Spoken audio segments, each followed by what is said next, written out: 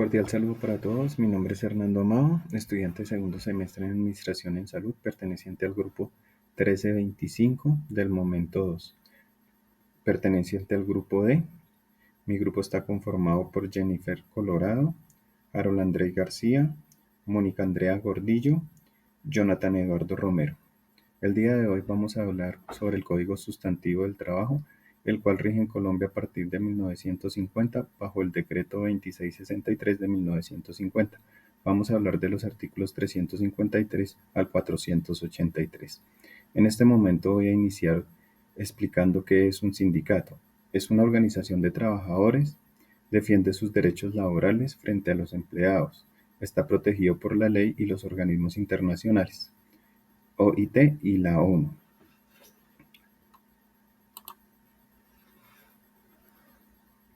Los tipos de sindicato que existen en Colombia son de empresa, el cual está conformado por trabajadores de una misma empresa. También existe el de industria, que está conformado por trabajadores de una misma rama o economía.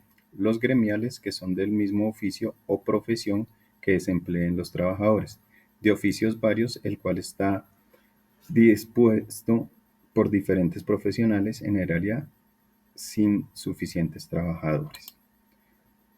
También podemos decir que estos decretos nos llevan y nos hablan de los derechos sindicales, el cual tienen los trabajadores el derecho a crear sindicatos sin afiliarse sin ningún tipo de autorización. El empleador no puede prohibir ni obstruir la afiliación, ni tampoco puede despedir a los trabajadores por motivos sindicales, y tampoco el empleador puede negarse a negociar con las organizaciones sindicales o a sus peticiones de acuerdo con los procedimientos legales. En estos artículos podemos contemplar la creación de un sindicato, el cual debe conformarse bajo una acta el día que se realice la fundación, debe estar aprobado por estatutos y también debe elegirse sus directivos. Este se debe registrar ante el Ministerio del Trabajo, el cual tiene 15 días a partir de la fecha de su radicado para verificar que todo cumpla con los requisitos, o si no, dar el fallo para que dentro de los 10 días hábiles siguientes se puedan realizar los ajustes pertinentes y pueda conformarse el sindicato y ser registrado en el Ministerio de Trabajo. Allí en estos artículos encontramos también los estatutos, los cuales la denominación del sindicato y su dominio, el objetivo del sindicato y las condiciones de la administración. Estos también pueden generar obligaciones y derechos de los asociados que allí pertenezcan, tales como suministrar sus datos completos, sus números de documentos y generar su acta para el registro. El reconocimiento legal de los sindicatos adquieren la personería jurídica de su fundación. Deben registrarse, como ya lo decíamos, en el Ministerio del Trabajo para poder operar y que éste sea de manera legal. Los artículos también nos habla de la contemplación de los derechos sindicales. Para esto damos paso quienes van a continuar mis compañeros brindando más información. Muchas gracias. Buenas tardes, mi nombre es Jonathan Romero. Voy a hablarles sobre las sanciones en régimen interno, disolución y liquidación en todo lo que tiene que ver los sindicatos y pues el fuero sindical. Todo basado en el Código Sustantivo del Trabajo del artículo 380 al 406.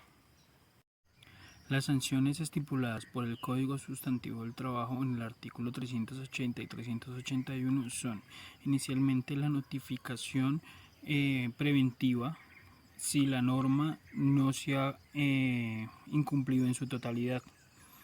Si la norma ha sido violada y el Ministerio del Trabajo tiene la prueba, hará multas de 1 a 50 salarios mínimos legales vigentes. Si a pesar de la imposición de las multas, el sindicato continúa infringiendo las normas, el Ministerio del Trabajo lo que hará es, mediante una notificación al juez, solicitar la disolución del sindicato. Las sanciones a los directivos o a los afiliados son las que están estipuladas mediante estatutos del sindicato, y pues estas medidas disciplinarias tendrán que hacerse efectivas en los 30 días correspondientes al incumplimiento de la, de la norma. El régimen interno está estipulado en el capítulo 6 del Código Sustantivo del Trabajo, donde nos dice que el nombre social no debe tener calificativos políticos ni regionales, no debe tener ni federaciones ni confederaciones, tampoco debe inducir a error o confusión con los otros sindicatos existentes, y pues todo sindicato patronal debe indicar en su nombre social la calidad pues de tal sindicato por lo que fue conformado. También estipula la edad que pueden participar trabajadores desde los 14 años de edad. El artículo 385 estipula las reuniones y las asambleas, que estas deben realizarse en un periodo máximo de 6 meses. El quórum de la asamblea pues no debe actuar si no está la mitad más uno de los afiliados y pues de la junta directiva. En el artículo 387 y 388 pues la representación de los socios de la asamblea y las condiciones en las que deben estar la junta directiva. El artículo 389 pues los empleados y los directivos que no pueden formar parte de la junta directiva del sindicato ni ser designados funcionarios del mismo, los afiliados que están en representación al empleador frente a sus trabajadores, pues sus decisiones y votos no serán válidos ni tomados en cuenta. En el artículo 390, en el periodo de las directivas sindicales no puede ser menor a 6 meses. La directiva provisional no puede tener un mandato superior a 30 días. El artículo 391 estipula todo lo que es la elección de las directivas, que se realiza por medio de votación secreta, aplicando el método de cociente electoral. Después de la junta directiva pues se tomarán acciones para escoger al fiscal del sindicato. También todo el sindicato puede prever la creación de subdirectivas seccionales diferentes al domicilio del sindicato. En el 392 la constancia en el acta de votación, pues deben haber constancias de las acciones y de toda decisión que se tome. En el 393 dice que pues se deben tener los libros, el libro de los afiliados, el libro de las actas de las asambleas generales, el libro de las actas de las juntas directivas, el libro de los inventarios y balances, libro de ingresos y egresos. Todo esto debe estar supervisado por el inspector del trabajo respectivo. El artículo 394 dice todo lo del presupuesto, que mediante votación para los periodos no mayores a un año se debe tener un valor, obviamente el que estipule el sindicato. En el artículo 395 la caución del tesorero, que debe presentar ante el Departamento Nacional de Supervigilancia Sindical una caución para garantizar el manejo de los fondos.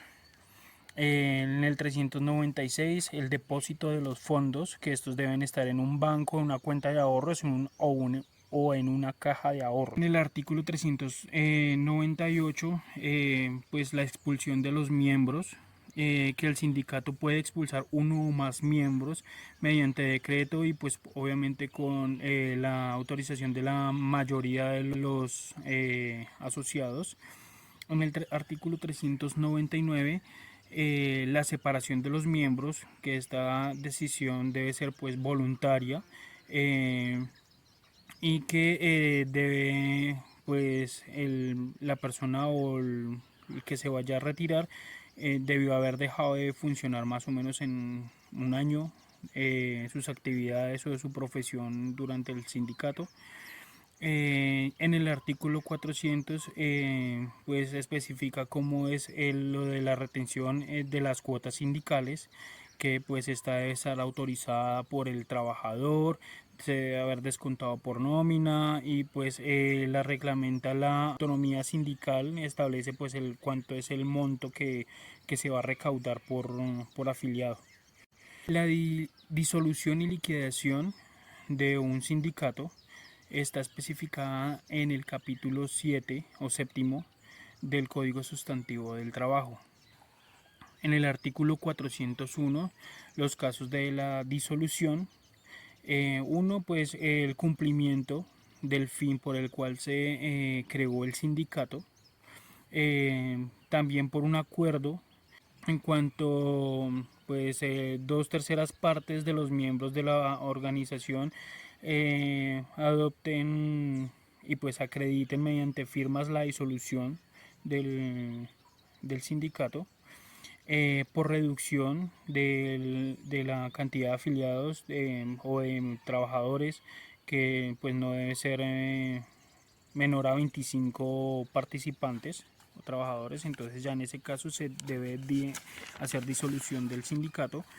En cuanto a la infracción de las normas, si se violentan las normas y pues el Ministerio del Trabajo eh, lo, lo indica mediante notificación, demanda de juez, pues se debe hacer la disolución del sindicato. En, en el artículo 402, pues la liquidación, esta debe ser pues obviamente eh, avalada, adjudicada por un juez del domicilio que lleve el caso. Eh, pues en el artículo 403, la adjudicación del remate, pues inicialmente el sindicato, cuando ya el juez ha dado la orden de la disolución, se deben rematar bienes, activos, todo, para uno saldar deudas en caso tal de que se deba algo, se va a poner al día en cuanto a multas y demandas. Y pues ya lo que quede en cuanto a dinero, todo lo que se va a dividir en la cantidad de afiliados, y pues en la medida de las posibilidades, el monto que se haya recaudado pues en el tiempo que hayan durado los afiliados. En el artículo 404, pues es la aprobación oficial que da el juez para hacer esta liquidación. En el capítulo octavo, que pues es el fuero sindical, que pues especifica que es la garantía que gozan de algunos trabajadores que están en los sindicatos, o bueno, que gozan de los afiliados a los sindicatos, para no ser despedidos por haber sido parte o por ser parte de un sindicato, pues para no ser despedidos sin justa causa, para que no se le limiten ni se le den malos tratos a las personas que hacen parte de este sindicato, que los muevan de sitio de trabajo, que los pongan a hacer tareas que no corresponden a su perfil profesional, y pues casi siempre es para el despido sin justa causa. Pues en el artículo 406, los trabajadores amparados por el fuero sindical son: uno, los fundadores del sindicato; los trabajadores inscritos; eh, los miembros de las juntas directivas o de la junta directiva que haya escogido el sindicato; y los miembros de la comisión estatutaria de reclamos que designe el sindicato. Cordial saludo para todos. Mi nombre es Harold García del grupo D de Derecho Laboral. Les voy a explicar sobre los sindicatos del Código Sustantivo del Trabajo, de los artículos 407 al 432. y la protección de los miembros del sindicato. Cuando la directiva se componga de más de 5 principales y más de 5 suplentes, el amparo solo se extiende a los 5 primeros principales y a los 5 primeros suplentes. La designación de toda junta directiva o cualquier cambio que ocurra se debe notificar al empleador. En caso de alguna fusión de dos o más organizaciones sindicales, siguen gozando de fuero los anteriores directores que queden incorporados en la nueva junta directiva hasta por 3 meses después de que se realice la fusión.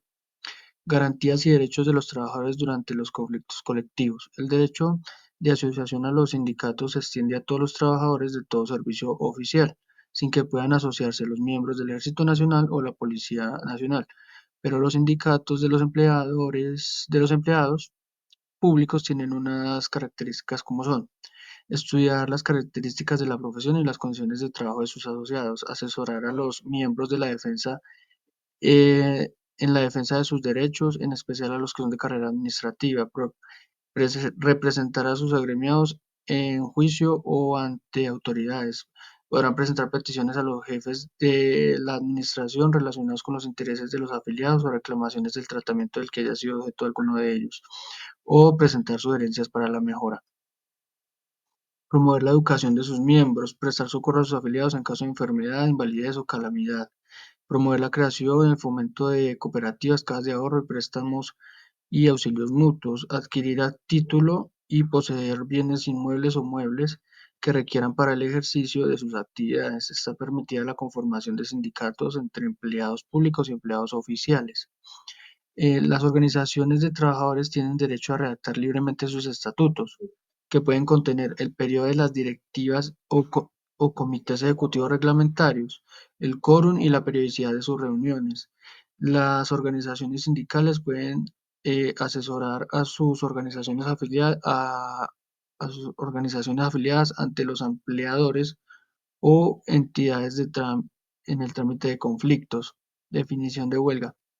Se entiende por huelga la suspensión colectiva temporal y pacífica del trabajo, efectuada por los trabajadores de un establecimiento o empresa. Sin embargo, está prohibida por la Constitución Nacional la huelga para servidores públicos como los que presten servicio para ramas del poder público, las plantas de leche, de mercado, mataderos, sean públicos o privados, actividades de transporte y distribución de combustibles derivados del petróleo, establecimientos como hospitales y clínicas, las empresas de transporte, de acueducto y energía eléctrica, establecimientos de caridad y beneficencia, resolución de conflictos. Debe haber delegados en caso de un conflicto colectivo que pueda llevar a la suspensión de trabajo o requiera arbitramiento obligatorio.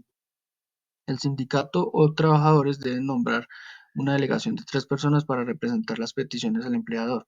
Estos delegados deben ser mayores de edad, empleados actuales de la empresa con al menos 6 meses de servicio o todo el tiempo de funcionamiento. Y si es menor a 6 meses, en otros casos el delegado debe ser un trabajador del gremio o industria correspondiente. Muchas gracias y damos paso a mis compañeros.